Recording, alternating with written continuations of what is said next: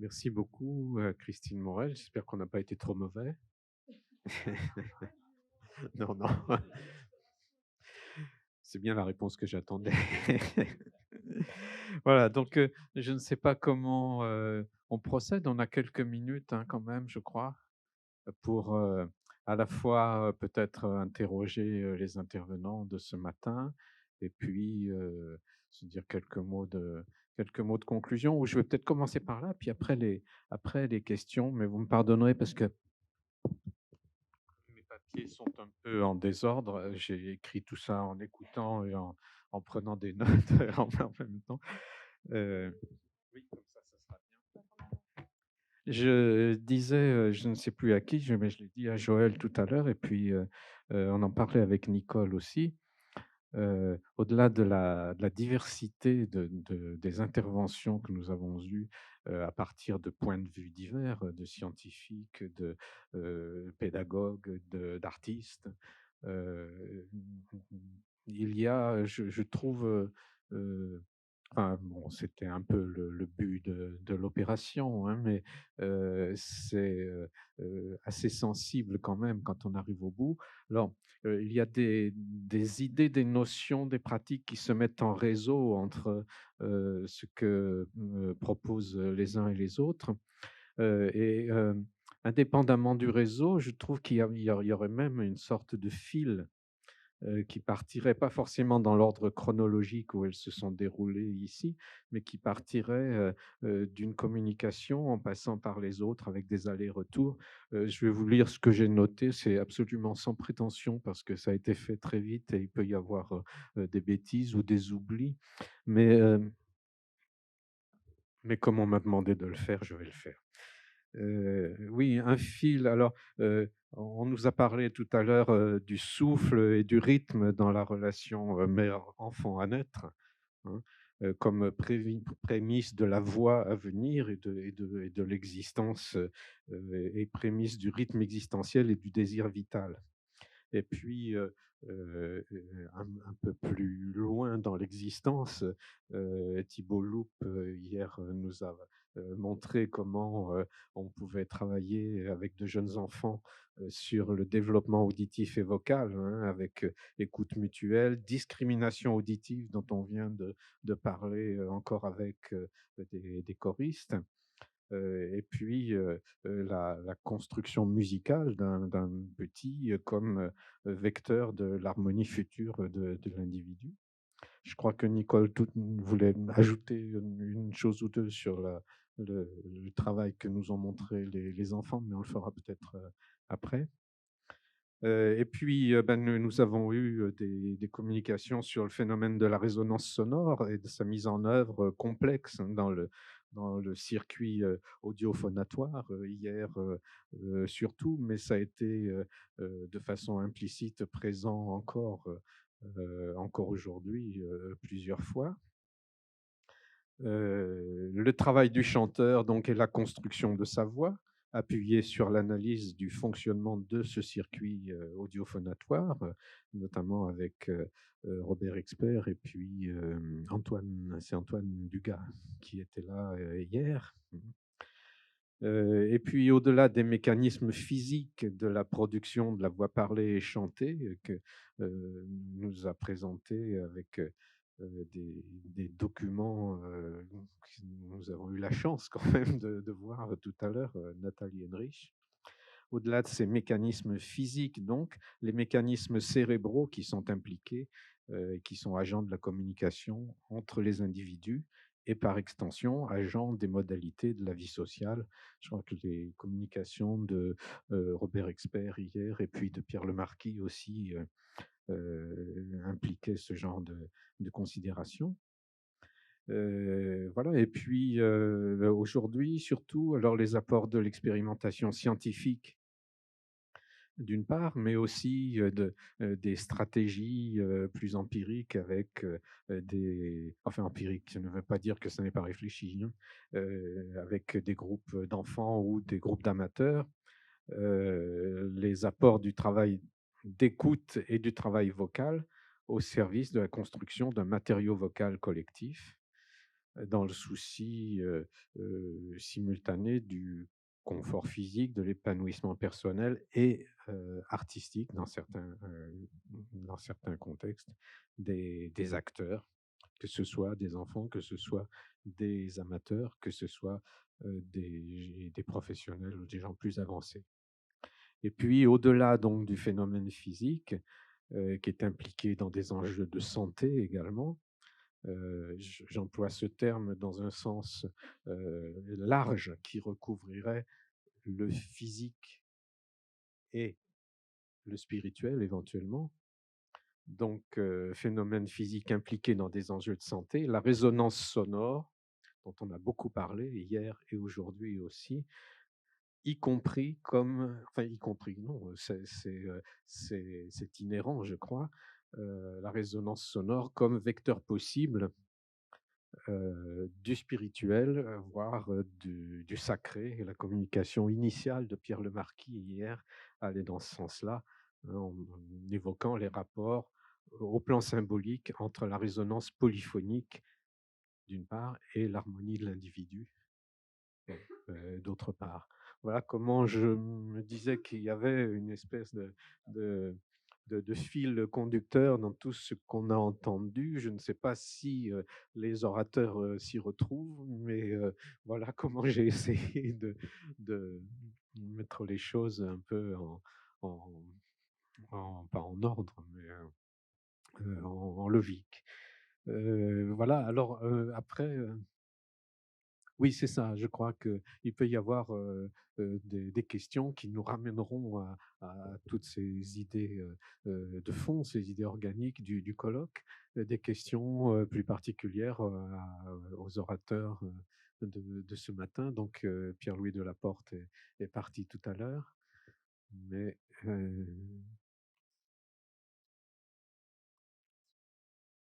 oui, oui, oui. Oui, Nicole me dit que peut-être, s'il y a des interrogations sur ce qu'a présenté Pierre-Louis Delaporte, Nathalie Henrich peut-être heu, pourra répondre.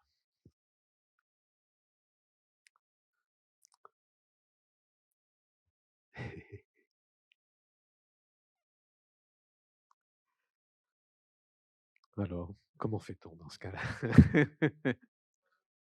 Oui, alors le micro là est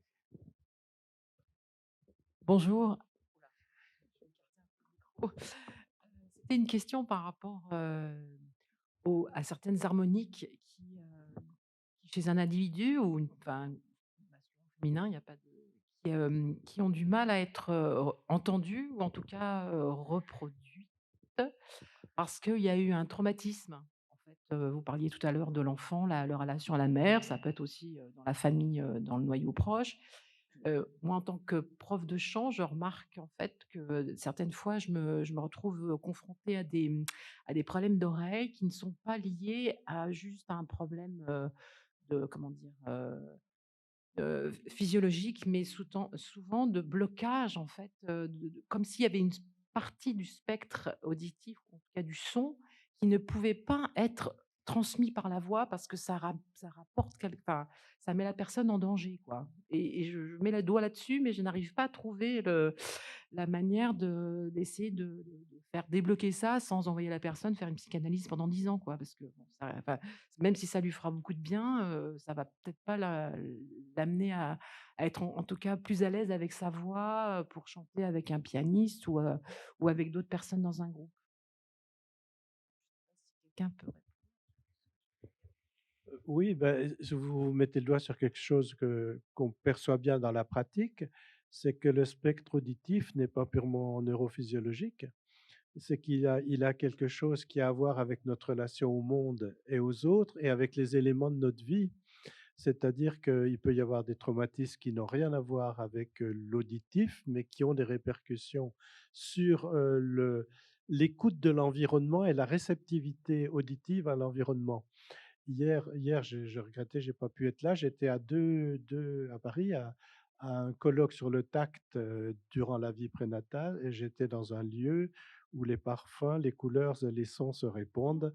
C'était dans l'exposition qui est consacrée aux parfums à l'Institut du monde arabe.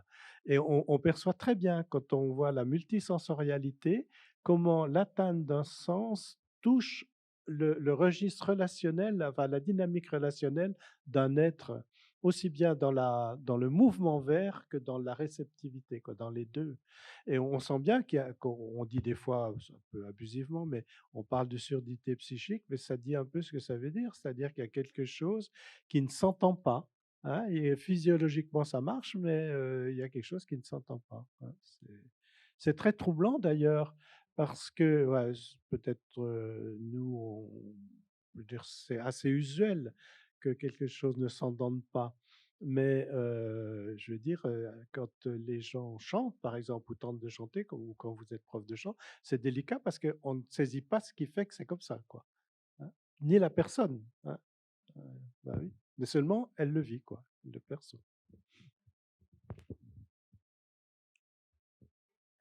En lien avec ce que dit Joël, je suis psychologue clinicienne et la question de la voix, elle est fondamentale dans mon travail. Quand on a un traumatisme psychique, on perd la voix, on est sans voix. Enfin, je travaille avec des patients qui sont atteints de cancer et voyez-vous, je travaille la question de la musique et des parfums. Les couleurs et les sons se répondent et la poésie.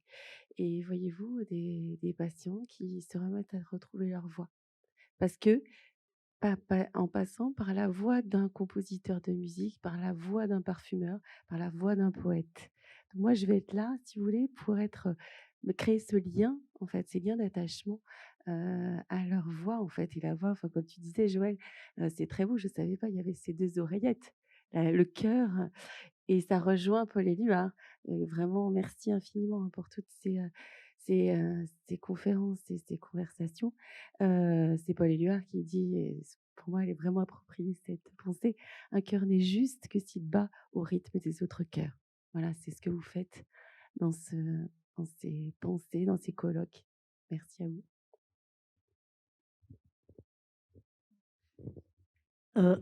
Enfin, un peu le même genre d'esprit, mais différemment.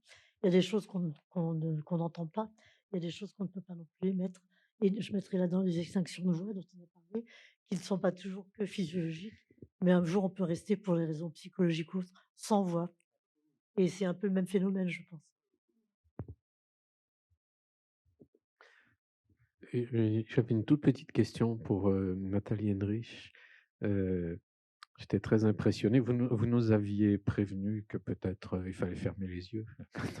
Vous avez montré le larynx des chanteurs en action. J'étais interpellé par le fait qu'apparemment, le fait d'avoir quand même une intrusion d'un appareil dans le système phonatoire, même si ça ne touchait pas les plis eux-mêmes, apparemment ne pose pas de problème en termes de qualité vocale. Oui, tout à fait. C'est le principe de ces instruments d'observation, c'est qu'ils soient le moins intrusifs possible. Ils le sont, de fait, et souvent on est obligé d'anesthésier un petit peu quand on passe une caméra par la bouche ou par le nez. Mais en fait, on se rend compte que ce sont des tissus mous et que de passer, par exemple, cette caméra par le nez et du coup de passer par le port vélo-pharyngé ne gêne en rien, finalement, le fait de s'exprimer par la parole, par le chant. Une fois que la caméra est en place, en fait, on l'oublie. Oui, puis de toute façon, l'auto-écoute est intacte. Ou peut-être pas. L'auto-écoute, alors l'écoute proprioceptive de la production, Mais c'est disons, ça l'auto-écoute? ce qui a été pas mal évoqué dans nos discussions, l'auto-écoute du chanteur au service de la production, de sa production vocale. Disons qu'à partir Est-ce qu'elle... du moment où la source sonore est créée, donc par exemple, source sonore, ça va être le mouvement vibratoire des plis vocaux qui génère une source au sein du larynx, mais il y a plein d'autres sources sonores dans l'expression de la parole et du chant. À partir du moment où cette source sonore est créée, on bascule dans le champ de la propagation des sons dans un espace. Et en fait, les ondes acoustiques traversent le dispositif sans en être affectées.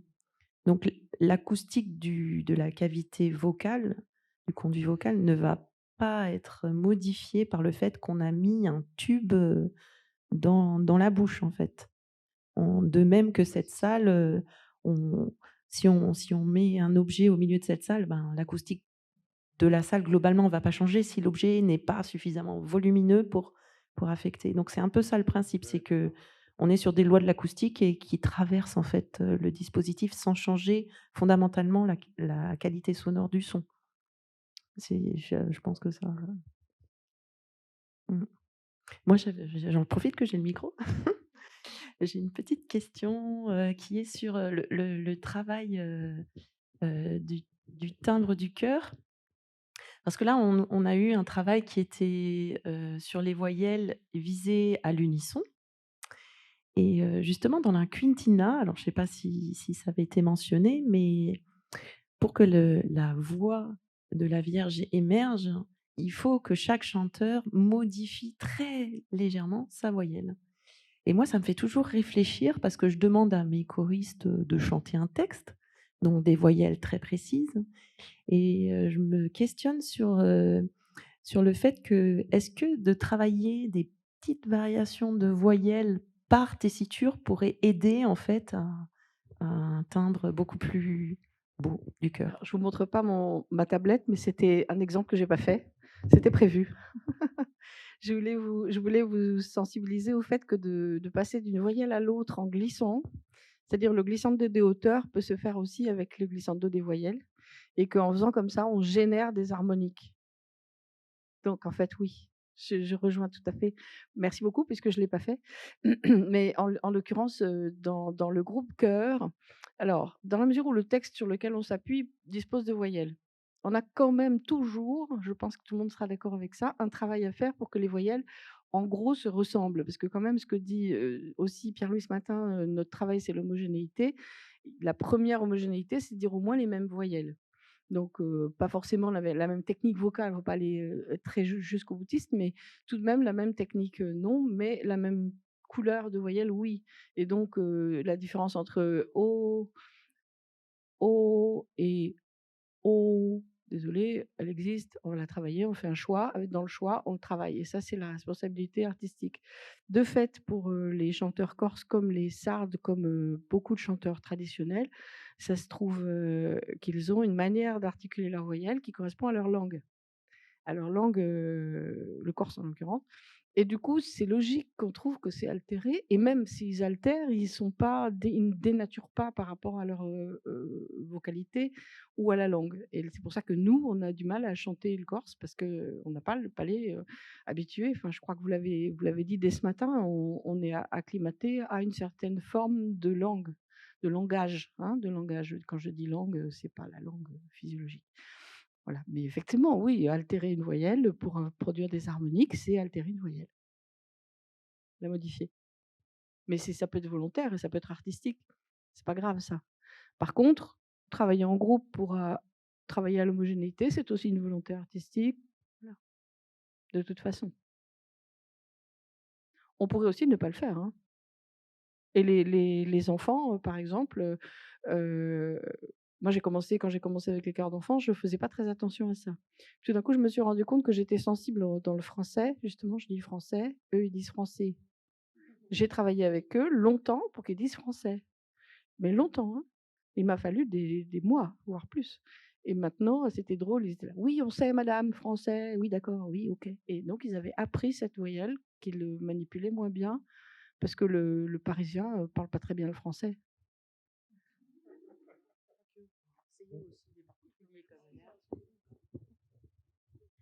Pour l J'avais cette, précision, ce travail sur l'homogénéité des voyelles, par exemple, c'est le travail purement artistique ou vous le faites aussi pour que ça soit intelligible pour le texte, pour que ce soit. Ça va avec, oui, bien sûr. Ça ne me viendrait pas à l'idée de je ne serais pas intéressée à changer les qualités des voyelles pour des raisons artistiques, mais que le sens devienne inintelligible. C'est la première chose. Mais on n'est pas tous égaux hein, sur la compréhension. Euh, Par exemple, je reviens 2 secondes sur ça, sur le français, ou bien est-il, tout le monde dit est-il, tout le monde se comprend. Quand on dit français, on sait très bien qu'on parle du français, alors qu'on préférerait qu'on parle du français. Donc c'est plutôt le son de la compréhension qui m'intéresse plus particulièrement. Donc ça se rejoint, mais en même temps, oui, il y a une forme de précision plus grande.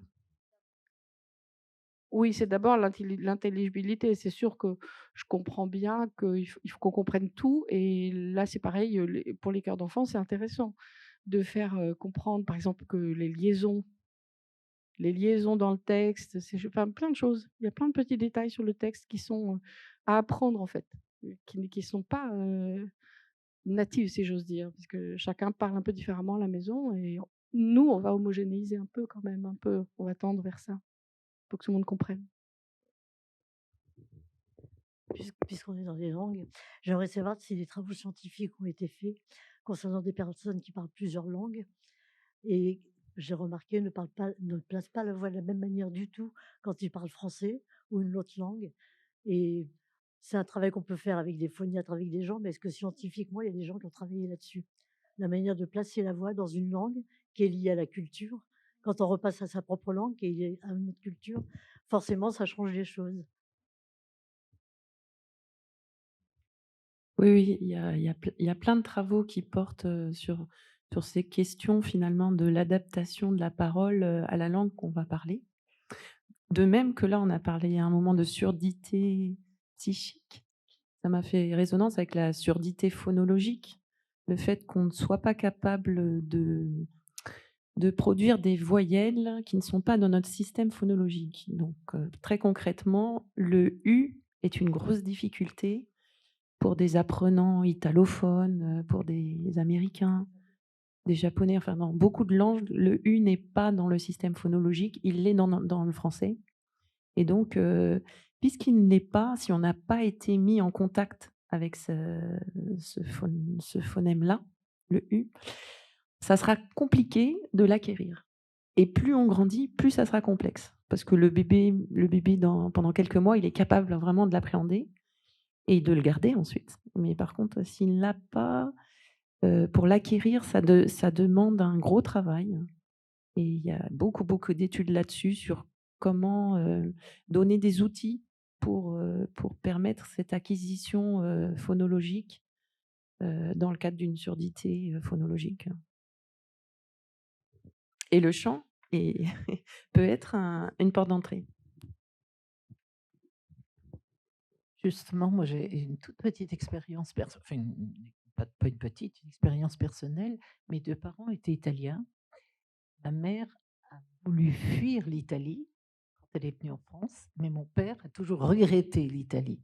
Eh bien, ma mère a dit le U très vite et mon père, à la fin de ses jours, ne le disait toujours pas. Voilà, donc on voit la dimension psychologique aussi qui intervient. Non. Et puis par rapport, excuse-moi. Il y a juste pour, comment dire, où on saisit très bien ce dont on parle, c'est dans les adoptions d'enfants qui viennent d'une autre culture et d'une autre langue. On perçoit très bien qu'ils changent de monde et qu'ils changent de monde aussi bien dans la production vocale que dans la réceptivité, au niveau alimentaire, dans toute la sensorialité. Et que pour certains, c'est très difficile. On se demande pourquoi. C'est-à-dire que, enfin, c'est un peu technique, mais l'image inconsciente du corps, elle se construit avec le milieu dans lequel on vit, aussi bien la maison que la langue. Et que du coup, quand on touche à cela, on touche à une part très intime que vous disiez avec le U et le OU, comme tu dis aussi toi, Nicole. Mais il y a plein de variations possibles là autour, quoi.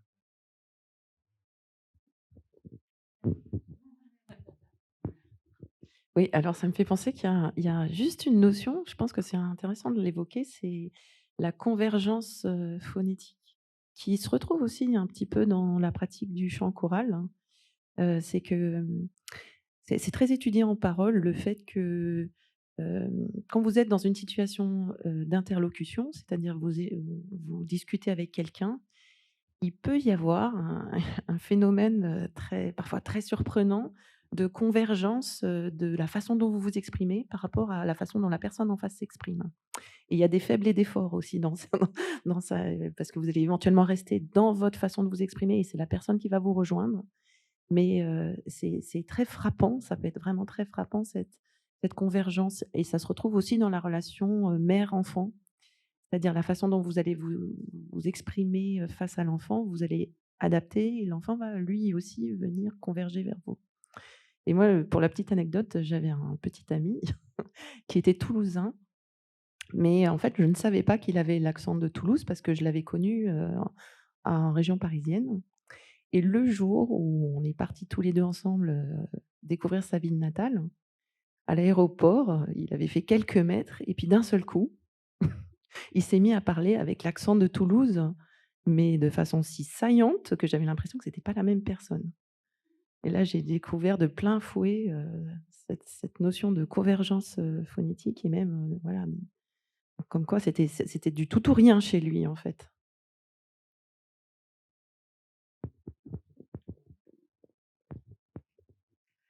Je voulais aussi dire dans cet état d'esprit que nous sommes en train de travailler avec Thibaut sur un nouveau spectacle jeune public qui intègre 7 langues différentes. Alors on a, et précisément pour cette question-là, pour voir comment les enfants peuvent voyager à partir d'une comptine dans une autre langue, vraiment. Et puis d'aller le plus loin possible dans la couleur de la langue, dans ce travail-là. Heu, c'est très, très, très intéressant, vraiment. Et complexe. Mmh. Je voudrais juste ajouter aussi dans la didactique des langues, il y a toute une recherche, comme disait Nathalie Henrich, qui utilise le chant pour enseigner la prononciation, parce que notamment c'est beaucoup plus lent, beaucoup plus long, donc c'est plus facile à travers le chant de commencer à prononcer mieux. Effectivement, moi, maintenant, je travaille dans l'autre sens. Donc, comment enseigner la prononciation aux chanteurs? Donc, comment leur fait prononcer. C'est pour ça que je fais toutes ces questions là. Donc, c'est un plein work in progress. Mais il y a plusieurs chefs de chœur qui m'ont partagé leurs expériences, qu'ils passent notamment par l'articulation et tout ce qu'on a vu notamment dans la présentation de Nathalie Henrich. Donc, ils expliquent effectivement où placer la langue, où tout se passe disons, comme du point de vue d'articulation, et ils disent que ça aide beaucoup leurs chanteurs de comprendre ce qu'ils doivent produire. On peut arriver à des résultats aussi assez semblables en faisant des comparaisons de mots quand on n'a pas envie, parce que c'est pas le moment d'expliquer ou de montrer comment la langue va se placer, parce que mon cœur, ça va le raser en 2 secondes et j'y vais en décrocher. Par contre, je peux rassembler des mots qui ont les mêmes sons et je voudrais bien, par exemple, que le sable soit comme, le d A de ce que vous voulez, maman. Ouais, oui, on peut s'amuser beaucoup avec les mots et là, on a des imitations et qui sont aussi très efficaces, plus sensorielles, si vous avez compris que c'est un peu le truc que je propose pour, mon atelier, mais et qui permettent de pas justement trop, intérioriser, devenir, rationnel et scientifique quand on n'a pas l'équipe en face pour, réceptionner ce genre de langage. Ça peut arriver. Dans ce cas, c'est très efficace. Alors, pour rebondir là-dessus, je voudrais vous partager ce qui m'avait fasciné lors d'un atelier. Donc, c'était dans une conférence scientifique sur le chant et le chœur. Et un des chefs de chœur faisait sa masterclass. Et en fait, lui, pour changer le timbre de son chœur, au lieu de leur demander d'être plus fort, plus ci, plus ça, en fait, il leur demandait de ressentir des émotions. Et en fait, j'ai été mais frappée comment la métaphore émotionnelle était efficace pour changer simplement une qualité de timbre en fait. C'était vraiment très, très, très, très fort. Et je me disais, ben, pour des chanteurs amateurs, ça c'est vraiment un outil puissant parce que tout le monde sait faire une voix qui pleure, une voix qui rit. une voix énervée, une voix de sorcière. Et en fait, par ce biais-là, finalement, ils arrivaient à changer complètement le timbre du chœur. Ça semble extrêmement important parce qu'on a beaucoup parlé quelque part de justesse pure tout à l'heure, hein. On parle beaucoup pour avoir de l'homogénéité dans le chœur. Mais par exemple, l'autre jour, une personne me posait la question en disant: «Mais quand tu fais la messe de Martin, est-ce que tu es dans la justesse pure?» J'ai dit: «Oui, fondamentalement oui, pour l'homogénéité, mais ce qui importe le plus, c'est le phrasé, la prosodie du texte qui influe forcément sur la couleur de certaines voyelles, c'est-à-dire qu'on est soit extroverti sur une voyelle, soit introverti en fonction du sens du texte. C'est-à-dire que là, la modulation du son, elle se fait par rapport à ce qu'on veut prioriser, c'est-à-dire que là, moi, je dis, je priorise le phrasé du texte, la couleur d'un mot particulièrement. Si je fais crucifixus, ben, c'est pas tout à fait pareil que si je fais pacem, par exemple. Et évidemment en rapport avec l'harmonie. Donc en fait, quand on dit qu'on triture un petit peu la couleur d'une voyelle, elle passe aussi par l'émotion. Donc on perd un petit poil au sens pureté harmonique, un petit poil d'homogénéité, parce que chacun a sa vision émotionnelle du mot. Et ça, c'est riche. Et je me souviens que une fois, je posais la question, j'avais fait venir qui dirige les arts flots, non, Paul Agnew, à la classe, en lui disant je voudrais qu'on travaille sur l'anglais, sur les voyelles de l'anglais, parce que c'est très difficile, extrêmement difficile. Et il m'avait dit: «Mais tu sais, Nicole, nous, on ne se pose pas la question. Bon, d'une part parce qu'on est anglais, mais en fait, on ne cherche jamais à avoir les mêmes voyelles. Parce que ce qui fait ce qu'on appelle le son anglais, c'est précisément que chacun fait sa voyelle telle qu'il a envie de le faire et que les diphtongues, elles se font plus ou moins avant. C'est-à-dire qu'elles ne se font jamais au même moment. Or, nous, bon élève français, on cherche à mettre la diphtongue bien ensemble. Et lui m'a dit: «Mais non, nous, on fait jamais ça. On le fait jamais.» C'est-à-dire que ce qui va donner cette flexibilité du son, la pureté du son anglais, l'ouverture du son anglais, bah, c'est justement de ne pas le faire. C'est pour ça que tout ça doit être. C'est très important de savoir les fondamentaux. Comment est-ce qu'un son est pur, comment un son est verticalement homogène, mais c'est bien aussi de savoir que dans le fond, ce qui importe le plus, ben c'est ce que nous dit le cœur, quoi. Au plan individuel et puis au plan des individuels pour former le collectif. Et c'est un choix qu'on peut raisonner aussi. Je peux juste ajouter que, en fait, l'idée, c'est que les chanteurs de chœur aient aussi des outils dont ils peuvent se Ça. servir quand on en a besoin, et puis que nous, on prend la décision ensemble, hein, avec eux ou pas, ça dépend un peu comment on travaille, mais que là, c'est pas grave, c'est pas ça qui est important. En fait. Et comme tu dis, c'est là, à ce moment-là, ça va être le message émotionnel. Et 2 secondes avec le bestiaire de Noël de Monsieur Machuel, on a fait un petit travail sur le texte et on s'est re-raconté les histoires. Et ça n'avait plus rien à voir au niveau du résultat. J'ai rien demandé de plus. C'est juste, on a re-raconté le texte. Et ça a suffi parce que on a affaire à des gens intelligents qui ont aussi une émotion, un cerveau, enfin voilà, qui réagissent. L'interprète dans le chœur, c'est un multi-interprète en fait. C'est ça qui est chouette. Oui, un tel colloque qui vise à nous donner la conscience de ce qui existe et des fonctionnements. Et après, il y a quand même la dimension artistique. Mais ce colloque, il est intéressant dans ce sens, c'est-à-dire qu'on a vraiment une connaissance qui est appuyée par des personnes qui ont mis le projecteur à un moment donné sur tel ou tel aspect de l'oreille ou de la voix. Et c'est extrêmement précieux de savoir ça pour être encore plus libre au plan artistique finalement. Donc, bravo et merci à tous les intervenants. Merci à toutes et tous pour cette discussion très intéressante finalement.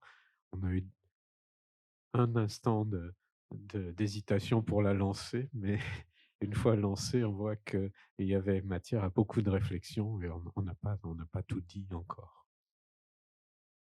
Merci beaucoup.